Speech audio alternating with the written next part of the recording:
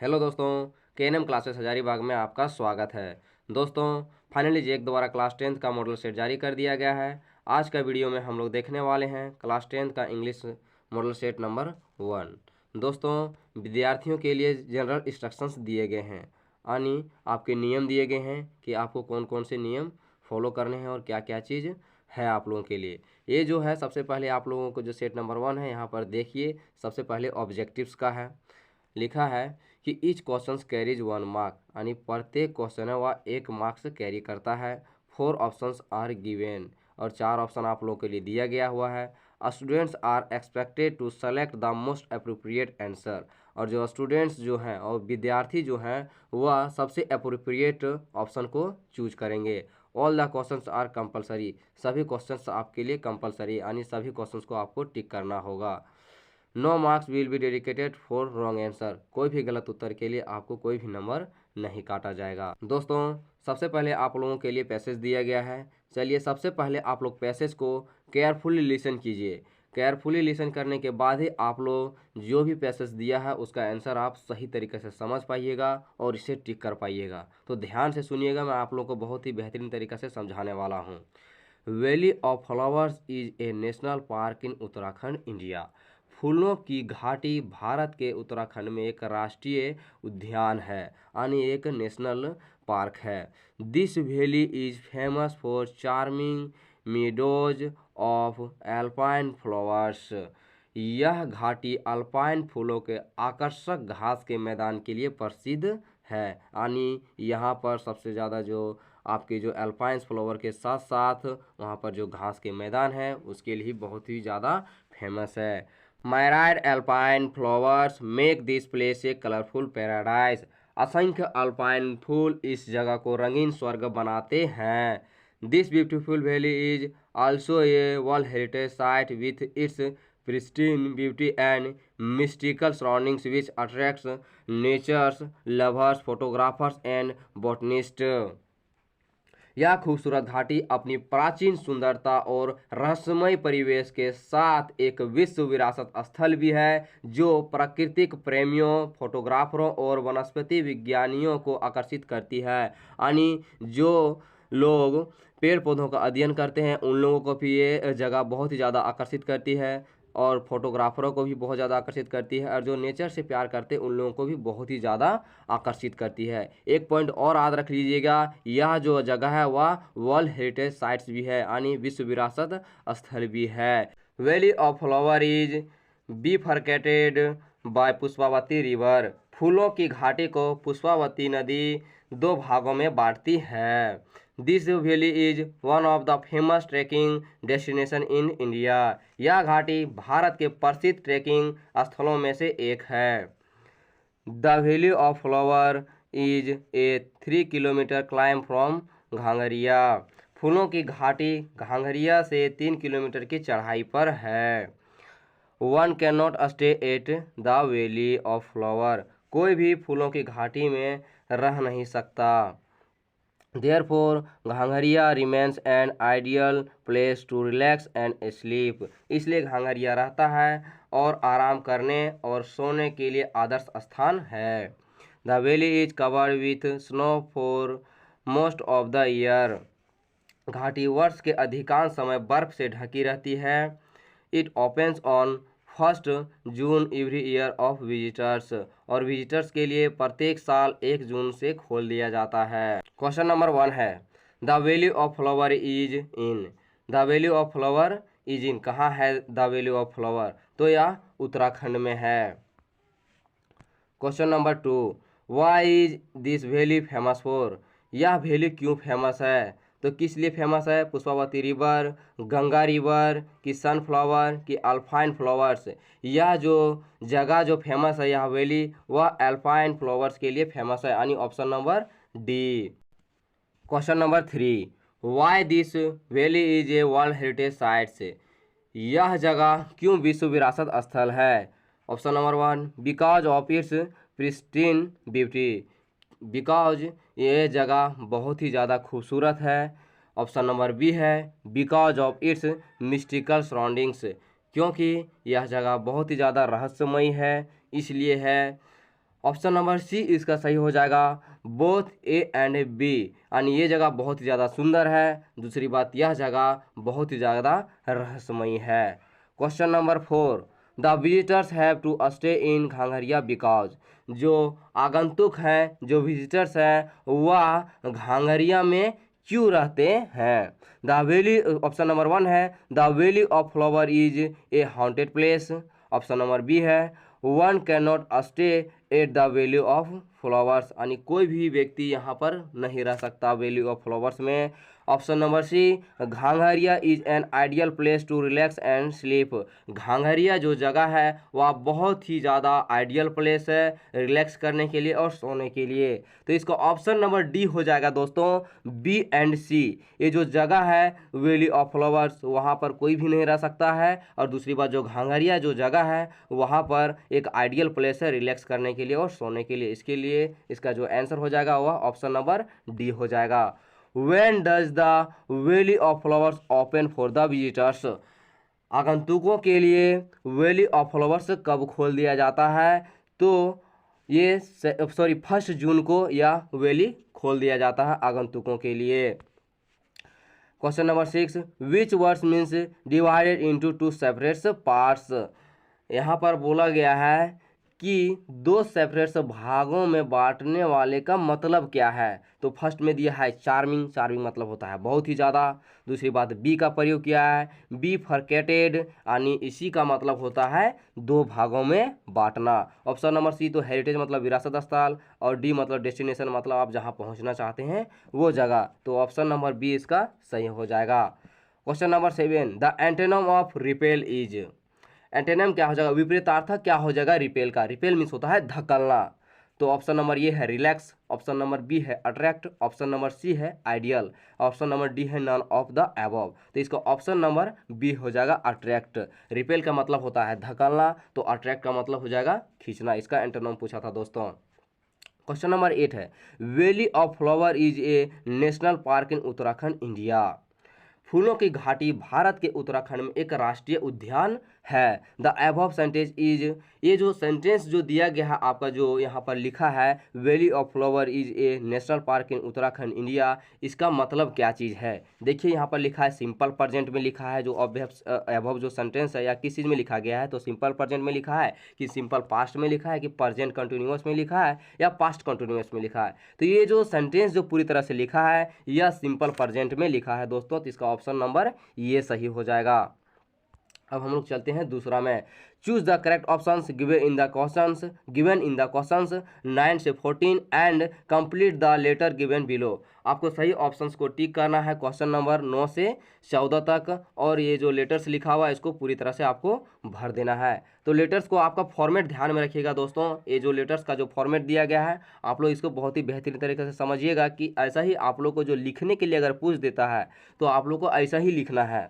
देखिए लिखा है कि 17 नवंबर 2012, खाली जगह पे आप लोग जो 9 नंबर यहाँ दिया है तो 9 नंबर में आपका ऑप्शंस दिया है कि क्या भरिएगा। तो देखिए लिखा है सिंसियरली, लवनली, डियर और डीर, ये भी डियर ही है। देखिए तो यहाँ पर हम लोग जो भरेंगे ऑप्शन नंबर 9 में भरेंगे हम लोग सी, यानी डियर। अगर किसी को आप लिखते तो प्रिय अमन लिखेंगे, ठीक है। तो लिखा है उसके बाद आई एम वेरी, मैं बहुत ही ज़्यादा क्या चीज़ है, तो ऑप्शन नंबर 10 में हम लोग लिखेंगे हैप्पी, हम लोग बहुत ही ज़्यादा हैप्पी हैं ये जानकर, to know that you have got first position in the 10th board, यानी मैं ये जानकर बहुत ही ज़्यादा खुश हूँ कि तुमने 10वीं के बोर्ड एग्ज़ाम में नंबर 1 रैंक प्राप्त किया हुआ है। We are very happy to, हम लोग बहुत ही ज़्यादा खुश हैं। 11 नंबर ऑप्शंस को देखिए, find, receive, proud, none of these. तो इसका आंसर हो जाएगा दोस्तों फाइंड। देखिए क्या हो जाएगा, find our name in the merit list, हम लोग बहुत ही ज़्यादा खुश हैं तुम्हारा नाम खोजकर मेरिट लिस्ट में। Our dedications and hard work है, तुम्हारा डेडिकेशंस और हार्ड वर्कर। 12 में क्या क्या दिया ऑप्शंस देखिए, 12 में ऑप्शंस दिया है given, fail, crowned, none of the. Given मतलब दिया, फेल मतलब फेल हो जाना, क्रॉन मतलब बहुत ही ज़्यादा हर्ष उल्लास आपको गौरवान्वित करना। तो यहाँ पर ऑप्शन नंबर सी हो जाएगा क्रॉन्ड, यानी बहुत ही ज़्यादा हर्ष उल्लास है तुम्हारे सक्सेस को जानकर। और सक्सेस 30 नंबर देखिए अब क्या दिया है 30 नंबर में, डिस्करेज्ड यानी आपको नकारना, इनकरेज्ड, जेलस, हेट यानी इनकरेज हो जाएगा यहाँ पर दोस्तों। 13 नंबर का जो है ऑप्शन नंबर बी से हो जाएगा 13 नंबर में।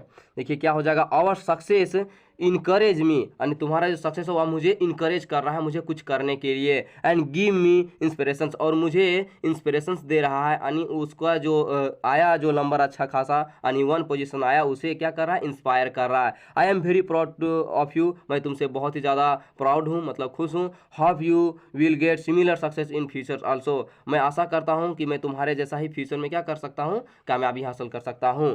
और यानी खाली जगह दिया हुआ है तो आप क्या भरिएगा यहाँ पर, तो देखो दिया हुआ है लवली, लवनली, फेथफुली, ऑबिडेंटली यानी यहाँ पर जो ऑप्शंस में आपका ए नंबर हो जाएगा लविंग, क्योंकि आप एक दोस्त के पास लिख रहे हैं तो आप उससे प्यार करते हैं। और लविंग फ्रेंड्स अमित यानी तुम्हारा प्यारा दोस्त Amit.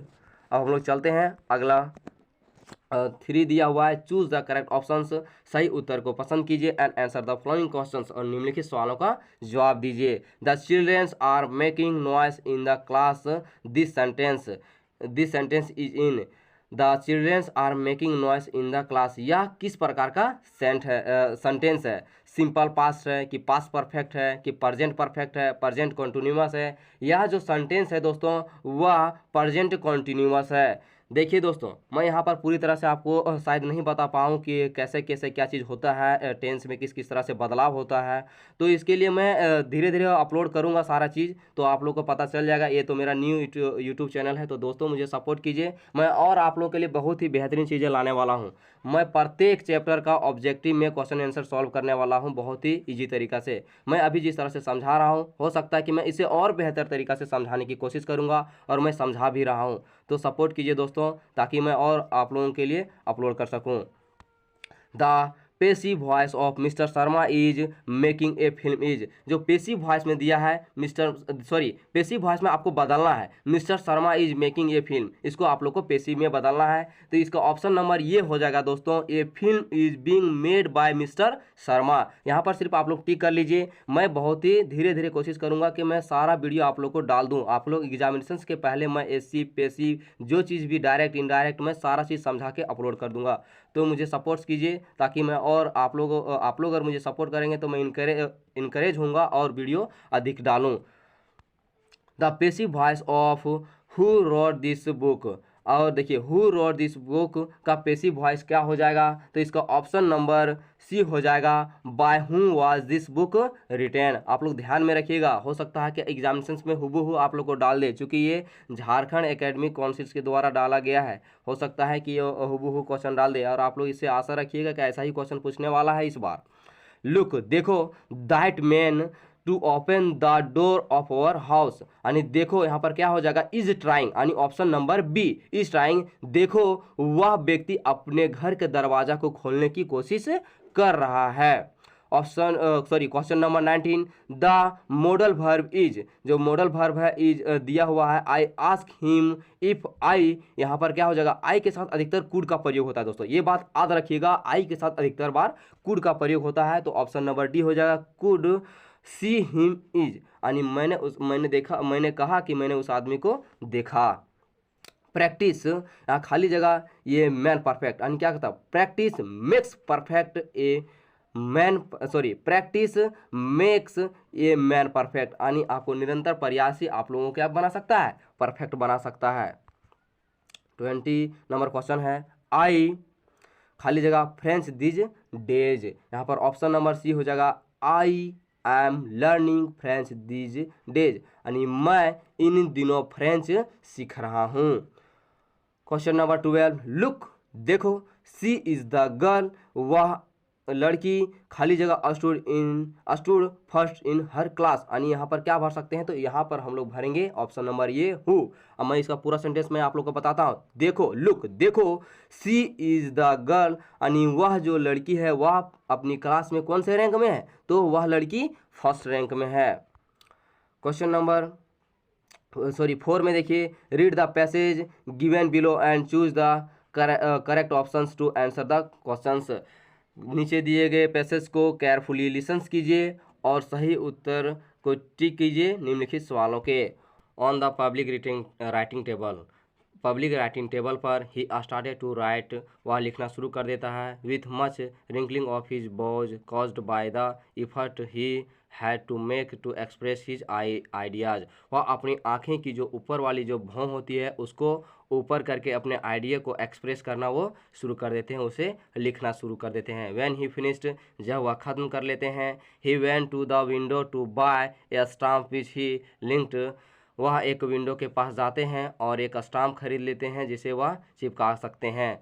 And then affixed to the envelope with a blow of his fist, यानी वो अपने जैसे थूक लगाना होता है ना, वह थूक लगा कर उसमें क्या करते हैं, जो इन्वलप रहता है उस पर चिपका देते हैं। The moment the letter fell in the mailbox the postmaster went to open it, और वह क्षण जब पोस्टमास्टर उस मेल बॉक्स वाले लेटर को क्या करते हैं, निकालते हैं। इट सेड, वह कहा है, God of the money that I ask for only 7 passage reached me, God, मैंने जो पैसे कहा था, मैंने जो मांगा था, यहाँ पर तो सिर्फ मेरे पास 70 पैसेज पहुँचे हैं। Send me the rest since I need it very much, जो बाकी बच गए हैं वह मुझे जल्दी भेज दीजिए, उसकी मुझे बहुत ही ज़्यादा ज़रूरी है। But don't send it to me through the mail, लेकिन आप मुझे मेल के द्वारा नहीं भेजिए।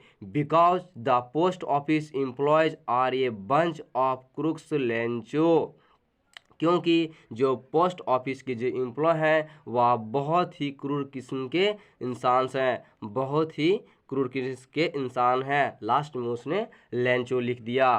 Question number 23, who is he in the first line, who यहाँ पर कौन है जो फर्स्ट लाइन में बोला गया है, तो ऑप्शन नंबर बी लेंचो हो जाएगा दोस्तों, यहाँ पर जो है वह है लेंचो।